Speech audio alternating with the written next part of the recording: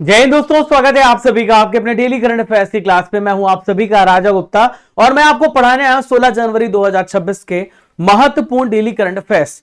तो फ्रेंड्स, आपके RRB, NTPC, SSC, GD constable, Bharat के प्रत्येक वनडे और इसके अलावा state PCS exam, MPPSC, Bihar PSC, Bihar दरोगा, सभी एग्जाम्स के लिए आप यहां पे करंट अफेयर्स देख रहे हैं।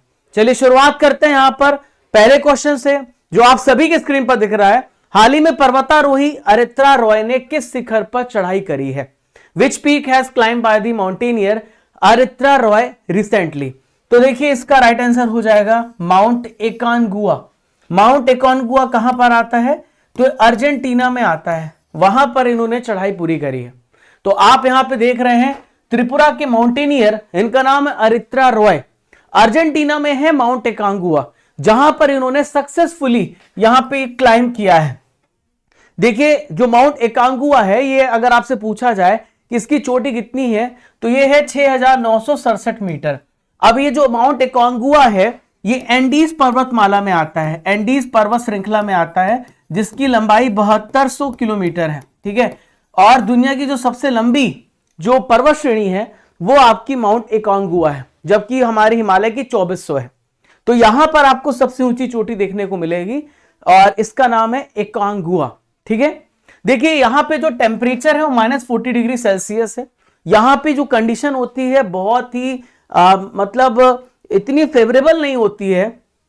टेम्परेचर इतना कम है, बर्फीले तूफान है, बहुत ज्यादा यहां पे स्नोफॉल होती है। उसके बीच में क्लाइंब करना इतना आसान नहीं होता है किसी भी माउंटेनियर के लिए। तो ये बड़ी बात है जो इन्होंने अचीव किया है। और इसके पहले इन्होंने माउंट एवरेस्ट पर भी चढ़ाई कर चुके हैं। तो लगातार दुनिया के सारी ऊंची चोटियों को ये क्लाइंब कर रहे हैं। अब बात यहां पे आई है ऐसे एक क्वेश्चन की, जहां पे आप पढ़ रहे थे कि कौन सा व्यक्ति यहां पर जो है एकांगुआ को चढ़ा, ये आपने जाना। लेकिन बहुत सारे क्वेश्चन इस साल करंट अफेयर के बन सकते हैं, वो भी हमने यहां पे कंपाइल किया है कि पहली इंडियन वुमेन जिन्होंने साउथ पोल रीच किया है, तो ये है 17 साल की काम्या कार्तिकेयन, मुंबई की है, 17 ईयर्स की है। कामी रीता की हम बात करें तो नेपाल से बिलोंग करती है। 31 बार माउंट एवरेस्ट यहां पे कामी रीता चढ़ चुके हैं और he is the only person to climb Mount Everest 31 times. इसके अलावा छोंजिन आंगमो आप यहां पे देख पा रहे हैं, तो छोंजिन आंगमो इंडिया की पहली ब्लाइंड वुमेन है जिन्होंने माउंट एवरेस्ट पे चढ़ाई करी है। माउंट एवरेस्ट पे चढ़ने वाली पहली सेंट्रल इंडस्ट्रियल सिक्योरिटी ऑफिसर ये है गीता समोटा। ज्योति रात्रे 55 वर्ष की हैं, जो कि माउंट एवरेस्ट पे चढ़ने वाली सबसे ओल्डेस्ट वुमेन है। सबसे कम उम्र के माउंट एवरेस्ट के बेस कैंप पे पहुंचने वाले मात्र 2 साल के हैं। इनका नाम है कार्टर डलास, जो कि स्कॉटलैंड से बिलोंग करते हैं। तो आपने जो भी करंट अफेयर्स पढ़ा वो माउंटेनियर के बारे में पढ़ा था। अब मैं आपको दूसरा इंपॉर्टेंट करंट अफेयर पढ़ाने जा रहा हूं, जो कि सेकंड क्वेश्चन आप सभी के स्क्रीन पर देख रहा है। राष्ट्रमंडल देशों के अध्यक्ष और पीठासीन अधिकारियों का 28वां सम्मेलन कहां पे आयोजित किया गया? 28 नंबर का कॉन्फ्रेंस हुआ है प्रेसिडेंट का, प्रेसिडिंग ऑफिसर्स का, कॉमनवेल्थ कंट्रीज का, कहां पे हुआ है? तो यह हुआ है नई दिल्ली में। इसका राइट आंसर ए हो जाएगा, न्यू दिल्ली। तो कॉमनवेल्थ जो यहां पर कॉमनवेल्थ देश जितने भी हैं, जितने भी मेंबर्स हैं, उन सबके यहां पे अध्यक्ष आए और वहां के प्रेसिडिंग ऑफिसर आए। 28वां सम्मेलन संस्करण आजकल पूछा जा रहा है, न्यू दिल्ली में स्टार्ट हुआ है। 14 जनवरी से स्टार्ट हुआ है और 16 जनवरी तक ये होगा। ठीक है, आज यहां पे 16 जनवरी को आज ही एंड हो जाएगा। तो न्यू दिल्ली में ऑर्गेनाइज किया जा रहा है। लोकसभा के जो अध्यक्ष ओम बिरला साहब हैं, जो कि 17th और 18th दोनों लोकसभा के अध्यक्ष हैं। ओम बिरला राजस्थान कोटा से बिलोंग करते हैं। ये यहां पे इनके जो पद के बारे में पता चलता है, लोकसभा के स्पीकर के बारे में 93 आर्टिकल में पता चलता है। तो ये यहां पे सम्मेलन यहां पे आयोजित किया जा रहा था, ये इन्होंने इसकी अध्यक्षता करी है। इस सम्मेलन में आपको 60 से ज्यादा देशों के जो प्रेसिडेंट है, पीठासीन अधिकारी हैं, वो सब यहां पे पार्टिसिपेट किए हैं। इसका जो मेन सब्जेक्ट था वो था आर्टिफिशियल इंटेलिजेंस, सोशल मीडिया का क्या क्या इफेक्ट हो रहा है, जो हमारी डेमोक्रेटिक इंस्टीट्यूट है उनको हम कैसे मजबूत बना सकते हैं, और इसमें अध्यक्षों की क्या क्या रोल है, इस पर डिस्कशन हुआ है। अब बात यहां पे कॉमनवेल्थ की आई दोस्तों। तो कॉमनवेल्थ क्या है, कितने मेंबर्स इस पे पाए जाते हैं, क्या क्या, मैं आपको सब कुछ पूरे डिटेल से बता रहा हूं। तो कॉमनवेल्थ जो है ये राष्ट्रमंडल के सदस्य हैं और ब्रिटेन के उपनिवेश है, कुछ ऐसे देश है जहां पे ब्रिटेन ने शासन नहीं किया, वो भी कॉमनवेल्थ के मेंबर है। ठीक है, तो इन देशों के यहां पे लगभग अगर हम बात करें तो एक जैसा इनका हिस्ट्री रहा है और एक जैसा इनका आप देखेंगे बहुत सारी सिमिलैरिटीज मिलती हैं। इस वजह से इन्होंने स्वेच्छा से संगठन को अपनाया है, ये गुलाम नहीं है। तो ब्रिटेन इस संगठन का ऐतिहासिक केंद्र रहा है। सभी देश स्वतंत्र हैं और सब समान भी हैं। ठीक है, तो वर्तमान में राष्ट्रमंडल में 56 कंट्रीज आते हैं। चार्ल्स तृतीय यहां के वर्तमान प्रमुख हैं। शार्ली आयोरकोर बाचवे पहले अफ्रीकी महिला है जो यहां पे महासचिव बने हैं। क्वेश्चन नंबर 3 ये रहा, राजस्थान की पहली पूर्ण जैविक पंचायत कौन सी बनी है? First fully organic panchayat of Rajasthan, जहां पे ऑर्गेनिक मटेरियल का इस्तेमाल करके यहां पे कृषि की जा रही है, आपसे पूछा जा रहा है। तो इसका राइट आंसर हो जाएगा बामनवास कांकड़, सी इसका सही आंसर हो जाएगा। तो बामनवास कांकड़ राजस्थान में है, जो कि सवाई माधोपुर डिस्ट्रिक्ट में आता है। यह पूरी तरीके से ऑर्गेनिक पंचायत बनी है। ऑर्गेनिक पंचायत का मतलब होता है, देखिए 2 प्रकार के खाद होते हैं, कृत्रिम होता है और एक होता है आपका नेचुरल। तो नेचुरल जो खाद होती हैं वो ऑर्गेनिक चीजों से बनती हैं, सड़ी गली सब्जियों से बनती हैं, इसके अलावा काऊ डंग से बनती हैं।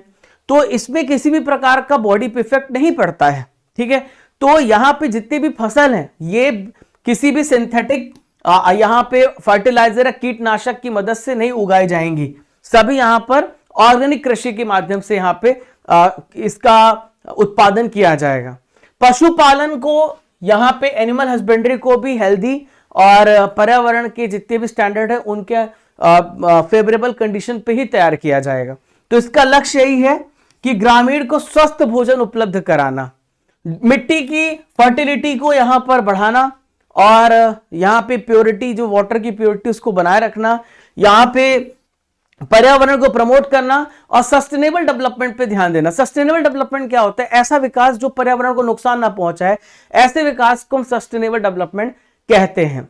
अब जो भी प्रथम घटनाएं हुई हैं 2025-26 में, वो भी मैं आपको पढ़ा देता हूं।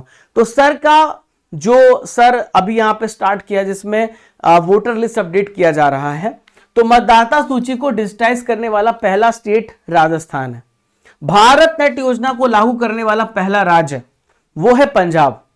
और फर्स्ट कंट्री जिसने यहां पर जनरेशनल टोबैको बैन किया है वो है मालदीव्स। मासिक धर्म के लिए सावेतन अवकाश देने वाला पहला राज्य कर्नाटक है। भारत का पहला बिजली से चलने वाला रॉकेट का नाम वायुपुत्र है। ऑफिशियल रूप से दुनिया का पहला कैशलेस देश ये स्वीडन है। ठीक है, और गरीबी से मुक्त होने वाला भारत का पहला स्टेट केरल है। राफेल विमान में उड़ान भरने वाली भारत की पहली प्रेसिडेंट श्री द्रौपदी मुर्मू है। भारत की 15 नंबर की राष्ट्रपति हैं, यह आपको ध्यान में रखना है। ठीक है, चलिए दोस्तों, कल हमने आपसे 3 प्रश्न पूछे थे जिसका आंसर आप सभी को कमेंट बॉक्स पे देना है और देना होता है। अब वापस से आपसे 3 प्रश्न पूछूंगा जिसका आंसर आपको कमेंट बॉक्स पे देना होगा। ठीक है, तो प्रश्न ये है, भारत सरकार का संवैधानिक मुखिया कौन होता है? किस संविधान संशोधन के द्वारा मौलिक कर्तव्यों को संविधान में जोड़ा गया था? नमक कानून को तोड़ने के लिए महात्मा गांधी ने कौन सा आंदोलन शुरू किया था? इन तीनों प्रश्नों का उत्तर आप सभी को कमेंट बॉक्स पे देना है। ठीक है, कल के प्रश्नों को देखें अगर हम, तो गोदान किसकी रचना है? तो मुंशी प्रेमचंद्र की रचना है। किसकी है? मुंशी प्रेमचंद्र की रचना है। ठीक है, स्वाइन फ्लू बीमारी किस विषाणु से फैलती है? तो स्वाइन फ्लू जो होता है ये H1N1 से फैलता है। ठीक है, और राष्ट्रीय मतदाता दिवस कब मनाते हैं?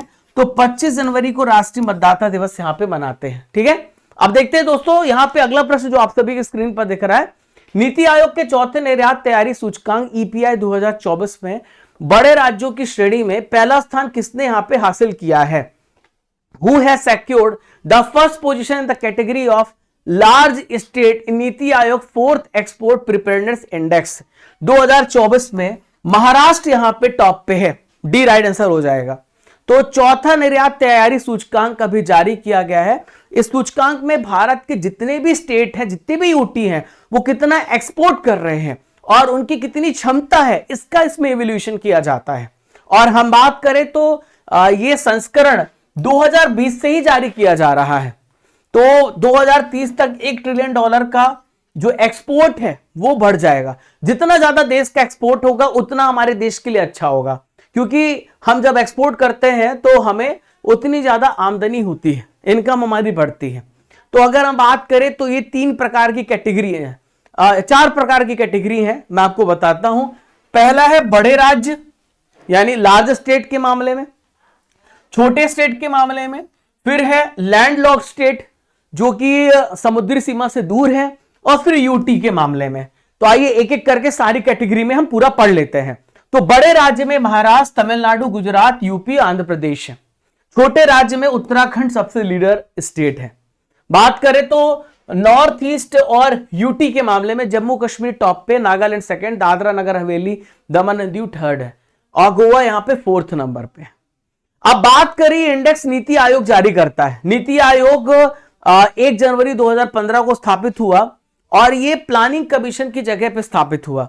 तो नीति आयोग के पदेन अध्यक्ष देश के जो भी प्राइम मिनिस्टर है वो होते हैं, और उपाध्यक्ष सुमन बेरी हैं, और सुब्रमण्यम साहब इसके सीईओ हैं।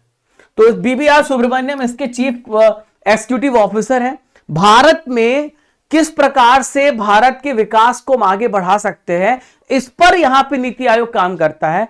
हालांकि सुझाव मानना ना मानना ये केंद्र सरकार के ऊपर होता है, ये उनके ऊपर है। तो भारत सरकार का ये थिंक टैंक है, ठीक है। अब आइए बढ़ते हैं 5वें महत्वपूर्ण प्रश्न की तरफ, जो आप सभी की स्क्रीन पर ही रहा। राष्ट्रीय उद्यमिता अभियान किस योजना के अंतर्गत शुरू किया गया? नेशनल एंटरप्रेन्योरशिप मिशन लॉन्च किया गया। कौन सी स्कीम के तहत? तो इस स्कीम का नाम है दीनदयाल अंत्योदय योजना, राष्ट्रीय ग्रामीण आजीविका मिशन। दीनदयाल अंत्योदय योजना नेशनल रूरल लाइवलीहुड मिशन, इसके अंतर्गत नेशनल एंटरप्रेन्योरशिप मिशन स्टार्ट किया गया है, जिससे शॉर्ट फॉर्म में कहते हैं DNRLM। तो इसने राष्ट्रीय उद्यमिता अभियान को यहां पे स्टार्ट किया है। इसका मेन फंक्शन है, मेन उद्देश्य है ग्रामीण महिलाओं की इनकम को बढ़ाना, और जो नॉन फार्मर एंटरप्राइजेस हैं, जो गैर कृषि उद्यम है, उसको बढ़ावा देना इसका मकसद है। तो इस अभियान में 50,000 जो सामुदायिक संसाधन है यानी कम्युनिटी रिसोर्स है, उनको यहां पर रिसोर्स को एंटरप्राइज प्रमोट करना, उद्यम संवर्धन का प्रशिक्षण देना इसका मकसद है। कैसे वो यहां पे अपने बिजनेस को बढ़ा सकते हैं, इस पे ध्यान देना है। तो 50 लाख स्वयं सहायता समूह सदस्य को यहां पर ये उद्यमिता विकास कार्यक्रम, एंटरप्रेन्योरशिप डेवलपमेंट प्रोग्राम के अंतर्गत इनको ट्रेनिंग दी जाएगी। तो दीनदयाल अंत्योदय योजना, राष्ट्रीय ग्रामीण आजीविका मिशन भारत सरकार का एक इंपॉर्टेंट गरीबी कम करने वाला कार्यक्रम है, जो लगातार यहां पे चलाया जा रहा है। तो ग्रामीण परिवारों को स्वरोजगार और कौशल आधारित रोजगार के अवसर उपलब्ध कराना यहां पर यह सुनिश्चित करता है, ठीक है। क्वेश्चन नंबर 6 आप सभी के स्क्रीन पर रहा। ऊर्जा Bharat private limited UBPL company ने कहां पे तेल का भंडार खोजा है? किस जगह पर यहां पर ऑयल रिजर्व्स खोजा है, ये आपसे पूछा जा रहा है। तो जगह है दोस्तों अबू धाबी, सी इसका राइट आंसर हो जाएगा। अबू धाबी में दोस्तों यहां पे तेल का भंडार खोजा गया, सी इसका राइट आंसर हो जाएगा। तो ऊर्जा भारत प्राइवेट लिमिटेड ने अबू धाबी में एक यहां पर ऑयल और गैस फील्ड खोजा है, और ये खोज शिलैफ क्षेत्र और हबशन क्षेत्र में करी गई है। अबू धाबी में जगह है, वहां पे ऊर्जा भारत प्राइवेट लिमिटेड ने खोजा है। तो यहां पे जो तेल पाया जा रहा है वो हल्का कच्चा तेल है जो खोजा गया है, और इसकी प्रोडक्शन कॉस्ट बहुत कम होती है और रिफाइनिंग के लिए भी बेस्ट होता है, ठीक है। तो इंडियन ऑयल कॉर्पोरेशन इस पे लगातार काम कर रही है। भारत की सबसे बड़ी पेट्रोलियम कंपनी है और यह महारत्न में आती है। पेट्रोलियम और प्राकृतिक गैस मंत्रालय के नियंत्रण में आती। 1959 में इसकी स्थापना हुई है। 1964 में इंडियन ऑयल कंपनी और इंडियन रिफाइनरीज लिमिटेड से इसका मर्जर हो गया। हेडक्वार्टर इसका मुंबई में है, और जो इसका पंजीकृत कार्यालय मुंबई में, हेडक्वार्टर इसका न्यू दिल्ली में है। तो अरविंदर सिंह साहनी इसके वर्तमान में चेयरमैन है, ठीक है। तो टोटल यहां पे 14 महारत्न कंपनी है भारत में। हाल ही में हिंदुस्तान एरोनॉटिक्स लिमिटेड भारत की 14 नंबर की महारत्न कंपनी बनी है, ध्यान में रखिएगा। क्वेश्चन नंबर 7 आइए देखते हैं। INSV कॉन्डिन अपनी पहली यात्रा में किस बंदरगाह पे पहुंचा है? INSV Kaundinya has reached which port on its maiden voyage? तो ये पहुंचा है सुल्तान काबूस बंदरगाह, मस्कट, ओमान में ये यहां पे पहुंचा है, ठीक है। तो आप यहां पर देख सकते हैं ये है INS कॉन्डिन। तो भारतीय नेवी का ये पोत है INSB कौंडिन्य। गुजरात की पहली इसने यात्रा पूरी करी है। ओमान की जगह है सुल्तान काबूस बंदरगाह, ये वहां पे पहुंचा और पिछले साल 29 दिसंबर 2025 को गुजरात से निकला था। मैंने पढ़ाया था आपको, पोरबंदर से इसने अपनी यात्रा शुरू करी थी। अब ये यहाँ पे पहुंच गया है। तो इसका उद्देश्य क्या है? भारत ओमान के बीच में जो समुद्री विरासत है उसको वापस से यहाँ पर फिर से रिवाइव करना और जो यहाँ पे प्राचीन मार्ग रहा है उसका स्टडी करना। तो इसका निर्माण इसलिए किया गया है कि जो यहाँ पे प्राकृतिक सामग्रियां हैं, जो विधियां हैं, उसका उपयोग करते हुए पारंपरिक तकनीकों से यहाँ पर इसको बनाया गया है। तो ये जहाज जो है अजंता गुफा की चित्रकला में दर्शाया गया है और 5th सेंचुरी के जहाज पर ये बेस्ड है इसकी थीम। ठीक है दोस्तों, क्वेश्चन नंबर 8 आप सभी की स्क्रीन पर ये रहा। 8वां प्रश्न, इजराइल हाल ही में संयुक्त राष्ट्र की कितनी एजेंसियों से अलग हो गया है? तो देखो, अभी हाल ही में अमेरिका ने 66 ऑर्गेनाइजेशन के साथ क्विट किया, 66 संस्थाओं के साथ यहां पे क्विट कर दिया है। अब इजराइल भी यहां पे क्विट कर रहा है। तो इजराइल 7 एजेंसियों से क्विट कर रहा है और बोल रहा है कि हम इन एजेंसियों के साथ काम नहीं करेंगे। तो यूएन की 7 एजेंसियां और जो संबंधित निकाय हैं उससे यहां पे तत्काल रूप से बाहर निकलने की इजराइल ने घोषणा करी है। इसके कारण इसने यहां पर बताया है कि यहां पे इजराइल से बहुत पक्षपात किया जाता है और यहां पर जो नौकरशाही है वो भी यहां पे इन सभी संस्थाओं में इजराइल के प्रति वो ईमानदार नहीं है, इनएफेक्टिव ब्यूरोक्रेसी है। इस वजह से हम इस संस्था से बाहर जा रहे हैं। तो अभी आपको बता दूं कि 66 ऑर्गेनाइजेशन से यूएस से निकला है। अब कौन कौन सी संस्थाओं से इजराइल यहां पे अलग हुआ है मैं आपको बताता हूं। तो संयुक्त राष्ट्र महासचिव का विशेष प्रतिनिधि का कार्यालय पहला, दूसरा है संयुक्त राष्ट्र महिला, तीसरा है संयुक्त राष्ट्र व्यापार और विकास सम्मेलन UNCTAD, और फिर है चौथा संयुक्त राष्ट्र पश्चिम एशिया की आर्थिक और सामाजिक आयोग जिसे कहते हैं ESCWA, और फिलिस्तीनी लोगों के यहां पर अविच्छेद अधिकारों के प्रयोग पर एक समिति है, फिर है फिलिस्तीन अधिकार प्रभाग, और फिर है महिला स्थिति पर समिति। इन सभी संस्थाओं से 7 संस्थाओं से इजराइल ने क्विट कर दिया है। अब बात करते दोस्तों इजराइल की। तो इजराइल कहां पर है? तो ये इजिप्ट है जो कि अफ्रीका में आता है। आप यहां पे मैप पे इजराइल की लोकेशन को देख रहे हैं। यहां पे सीरिया है, ये सऊदी अरब है, जॉर्डन है, ये वेस्ट बैंक है जहां पे फिलिस्तीन आता है, और ये गाजा स्ट्रिप है लाल लाल कलर में आप जो देख पा रहे हैं।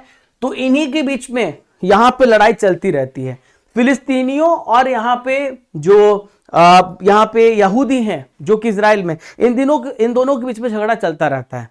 तो पड़ोसी देश यहां पे आपको बता दूं लेबनान है, सीरिया है, जॉर्डन है, मिस्र है, जो मैंने आपको बताया। ऊपर यहां पे लेबनान भी आता है। तो ये आपको जो इसकी इधर भूमध्य सागर यानी आपको मेडिटेरियन सी देखने को मिलेगा, उसके ईस्ट में आपको इजराइल देखने को मिलेगा। अगला सवाल है, काफी ज्यादा इंपॉर्टेंट क्वेश्चन है दोस्तों। आज आप वर्तमान में कौन क्या को जरूर देखिएगा। आज मैंने बिहार के इंपॉर्टेंट क्वेश्चन भी यहां पे कराए हैं। बिहार दरोगा का एग्जाम है बहुत सारे बच्चों का, तो 10 मिनट में कुछ इंपॉर्टेंट टॉपिक करा रहा हूं ताकि जाते जाते आपके कोई भी नंबर छूटे ना। आईटीबीपी के नए महानिदेशक कौन नियुक्त किए गए हैं? तो आईटीबीपी के नए महानिदेशक हैं शत्रुजीत सिंह कपूर। क्या नाम है? शत्रुजीत सिंह कपूर। देखो, राजकुमार गोयल जो हैं ये चीफ इंफॉर्मेशन कमिश्नर बने, हाल ही में बने हैं। नागेश कपूर कौन बने हैं? हमारी इंडियन एयरफोर्स के वाइस चीफ बने हैं। ठीक है, इंडियन एयरफोर्स के। अमित खरे कौन है? हमारे देश के वाइस प्रेसिडेंट के ये सचिव हैं, सेक्रेटरी हैं। ये सारे ऑप्शन को भी आप समझ लीजिए। तो आईटीबीपी के नए महानिदेशक आप मेरे पीछे देख रहे हैं, ये है शत्रुजीत सिंह कपूर। तो भारत तिब्बत सीमा पुलिस के नए महानिदेशक ये बनाए गए हैं। ये हरियाणा के पहले डीजीपी थे और 31 अक्टूबर 2026 तक इस पद पर ही बने रहेंगे। अब बात करते हैं आईटीबीपी की। तो 1962 में भारत और चाइना के बीच में युद्ध हुआ था।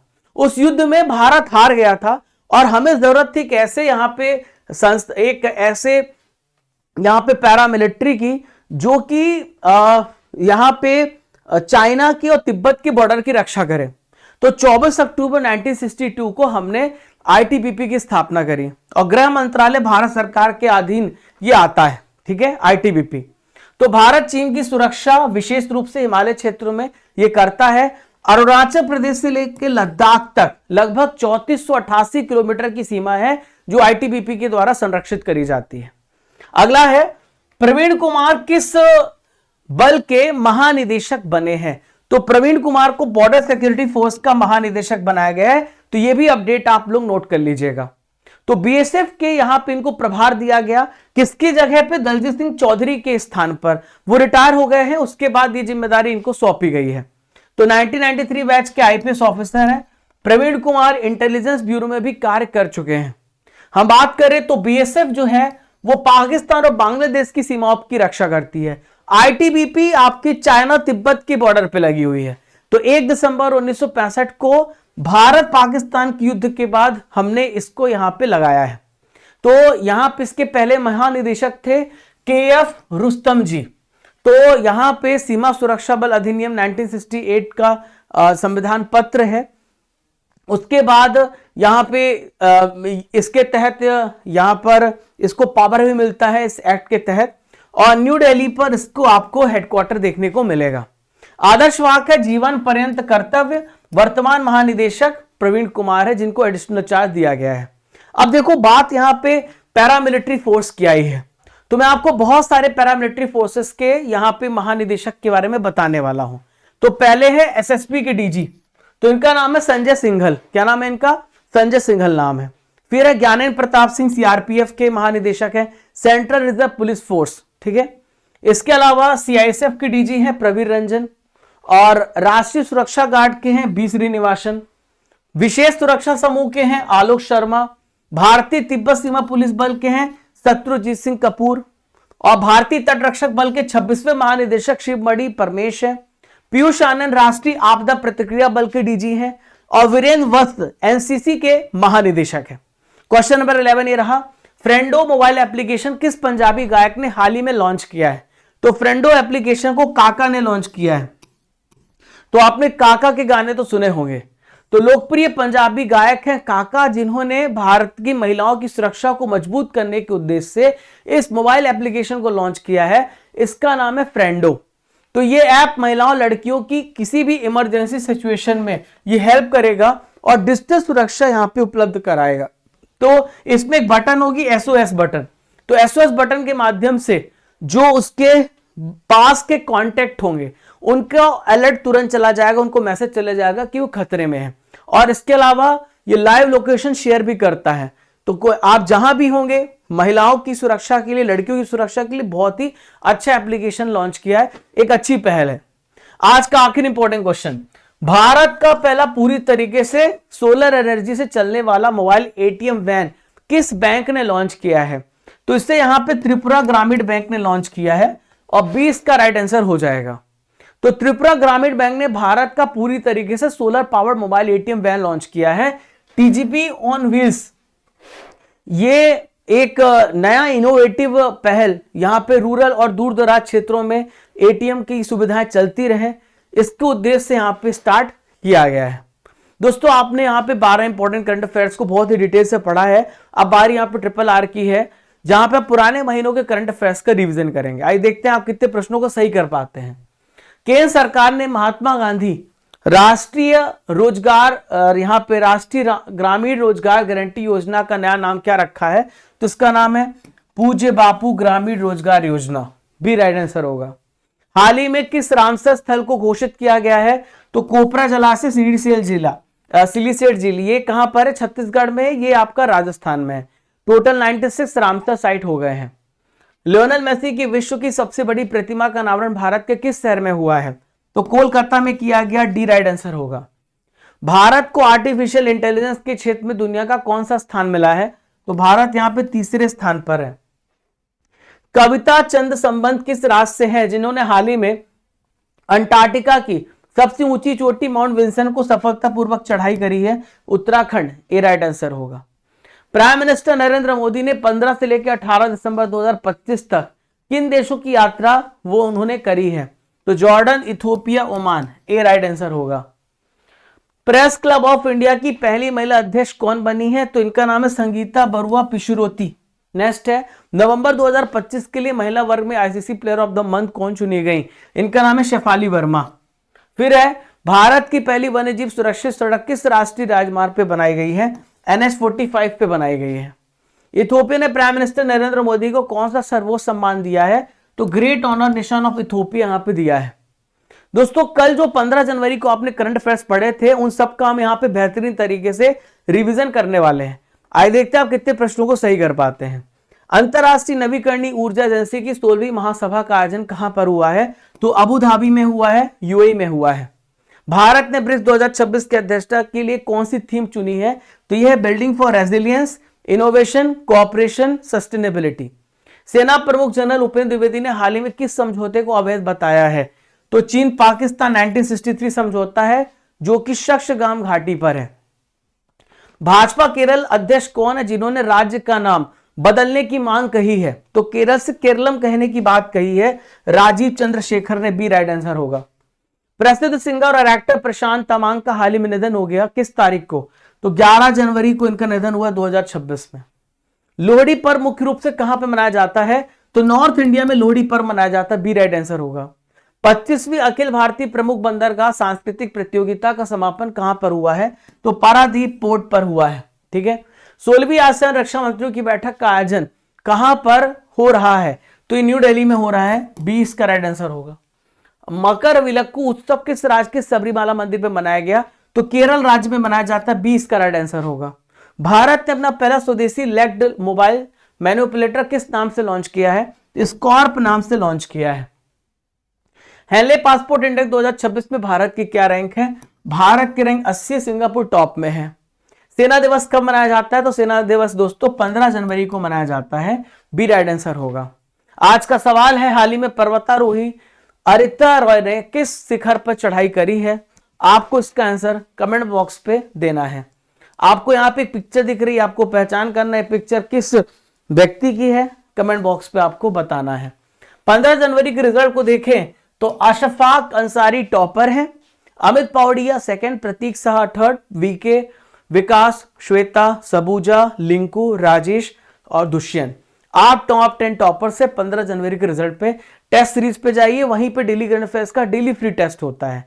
आप सभी एप्लीकेशन को जरूर डाउनलोड कर लीजिए गूगल प्ले स्टोर से, और डाउनलोड करने के बाद डेली करंट अफेयर्स की पीडीएफ को आप यहां से प्राप्त कर सकते हैं। आप ई बुक्स में जाएंगे तो आप मंथली ई बुक्स, 6 महीने की ई बुक्स, 12 महीने की e books, yearly e books, जितने भी स्टैटिक जीके की बुक्स है सब कुछ आप यहां से प्राप्त करेंगे। आप यहां पे टेस्ट सीरीज में जाएंगे तो डेली करंट अफेयर्स का फ्री टेस्ट है, 18,000 टॉपिक वाइज टेस्ट है, 12 महीने का मंथली टेस्ट है, ये आप यहां से प्राप्त करेंगे। प्रीमियम कोर्सेस में जाएंगे तो बहुत सारे कॉम्बो पैक्स हैं।